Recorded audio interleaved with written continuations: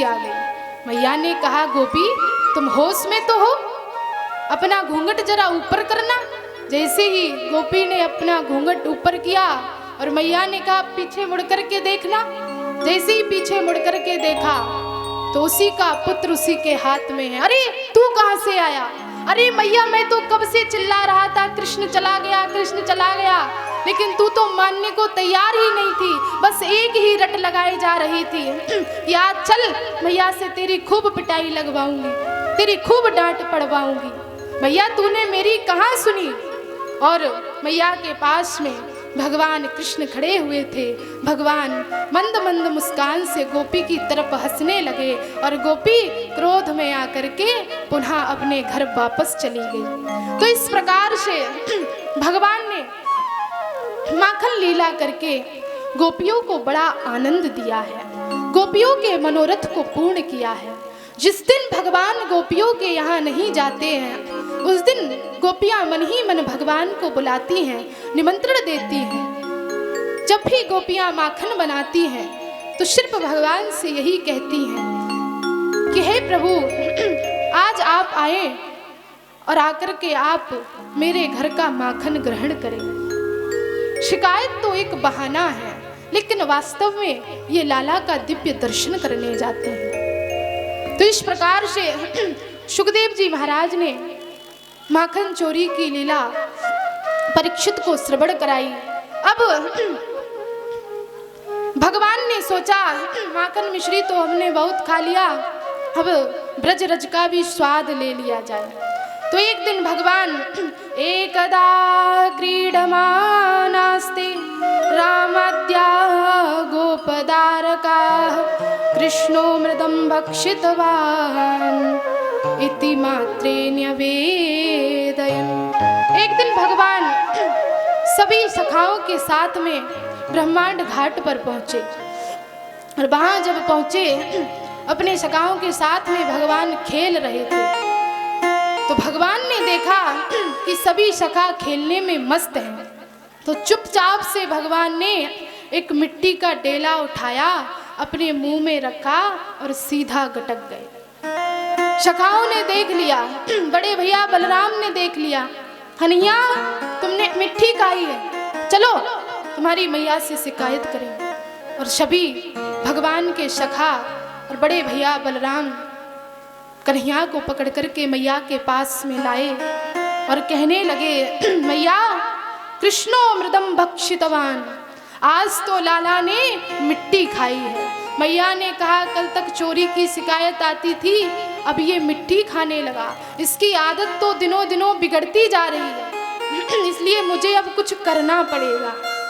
तो मैया ने उठाई लाठी और मैया कहने लगी, ए कन्हैया कस्मान् मृदमदान्तात्मन् भगवान् भक्षितवानरः वदन्ति तावकाहेते कुमारास्त्रे ग्रजोऽप्ययम्।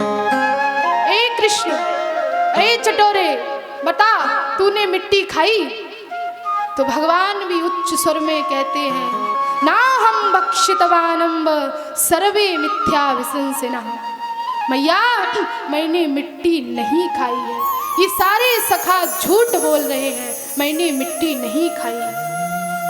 मैया ने कहा झूठ बोलते हो, मिट्टी खाते हो और झूठ बोलते हो? नहीं नहीं मैया, यदि तुमको विश्वास नहीं होता है तो आप मेरा मुख खोल करके देख लो, समक्षम पश्य मे मुखम। मैया मेरा मुखमंडल खोल करके देख लो। मैया ने कहा ठीक है लाला, अपना मुखमंडल खोल करके दिखाओ। जैसे ही मैया ने कहा लाला अपना मुख खोल करके दिखाओ, तो भगवान की ऐश्वर्य शक्ति को लगा कहीं एक जीवात्मा के हाथ परमात्मा की पिटाई न लग जाए, इसलिए भगवान की ऐश्वर्य शक्ति भगवान के मुखमंडल में आकर के प्रकट हो गई। जैसे ही भगवान ने मुख खोला तो मैया को बड़े बड़े पहाड़, नदी, शौर्य भगवान, चंद्र भगवान सबका दिव्य दर्शन लाला के मुख में हो रहा है। मैया लाला को डांट रही है, नंद महल के आंगन में खड़े होकर के वो दृश्य भी मैया को लाला के मुखमंडल में दिखाई दे रहा है। वो भी मैया देख रही है। अब तो मैया आश्चर्यचकित रह गई, कहीं मेरा लाला कोई देवता तो नहीं है। भगवान ने अपना मुखमंडल बंद कर लिया और मैया हाथ जोड़ करके लाला को प्रणाम करने लगी। भगवान ने मैया से कहा, मैया आपको मेरे मुख में मिट्टी दिखी? तो मैया ने कहा, लाला मिट्टी का तो अता पता नहीं, पर तेरे मुख में पूरा उत्तराखंड दिखाई दे गया। बड़े बड़े पहाड़ तुझे तेरे मुख में दिखाई दे रहे थे।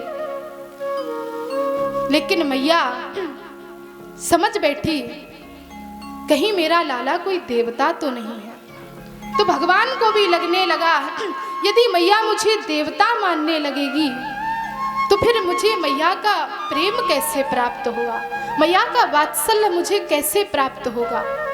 इसलिए भगवान ने कहा, मैया आपको कोई भूल हुई है, आप पुनः मेरा मुख खोल करके देखो।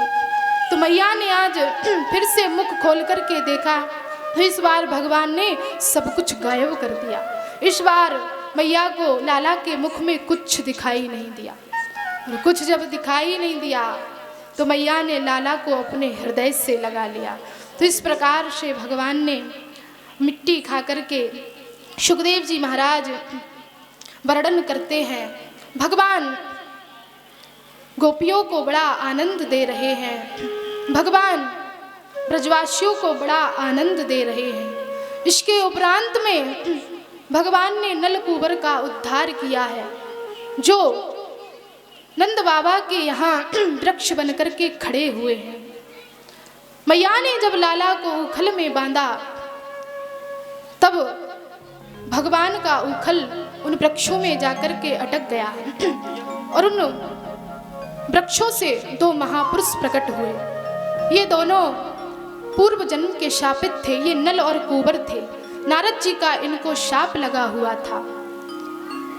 तो भगवान ने नल कुबर का उद्धार किया और जब नंद बाबा को, सभी ब्रजवासियों को पता चला कि इतने पुराने वृक्ष वर्षों पुराने कब से आंगन में खड़े हैं और आज ये वृक्ष गिर करके चकनाचूर हो गए, टूट गए, अब हमको इस स्थान पर नहीं रहना चाहिए, हम ये स्थान छोड़ करके कहीं और जाएंगे। क्योंकि जब से लाला का जन्म हुआ है तब से कोई ना कोई विपत्ति आपत्ति आती ही रहती है, इसलिए अब हम ये स्थान छोड़ करके कहीं और जाएंगे।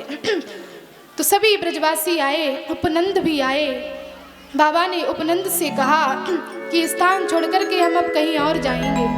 तो उपनंद ने कहा, बाबा हमारे यहाँ बड़े सुंदर सुंदर वन हैं, वनम वृंदावनम नाम पशव्यम नवकाननम गोप गोपी गवांशेभ्यम पुण्यादि तृणवीरुधम। उपनंद ने कहा, नंद बाबा हमारे यहाँ ताल वन है, मधुवन है, निधिवन है और इन सब में सबसे प्यारा है श्री धाम वृंदावन। अब हम ये स्थान छोड़ करके सभी श्री धाम वृंदावन में जाएंगे। और बाबा ने सभी ब्रजवासियों से कहा कि अब सब वृंदावन की ओर चलो। जितने भी ब्रजवासी थे सब अपनी अपनी बैलगाड़ी में बैठ गए। नंद बाबा आज लाला को लेकर के श्री धाम वृंदावन जाने लगे। सब अपनी बैलगाड़ियों पर बैठे हुए हैं, वृंदावन की महिमा को उपनंद के द्वारा सुन रहे हैं। तो आइए आप हम सभी श्री धाम वृंदावन चलते हैं एक भजन के माध्यम से। बोलिए वृंदावन बिहारी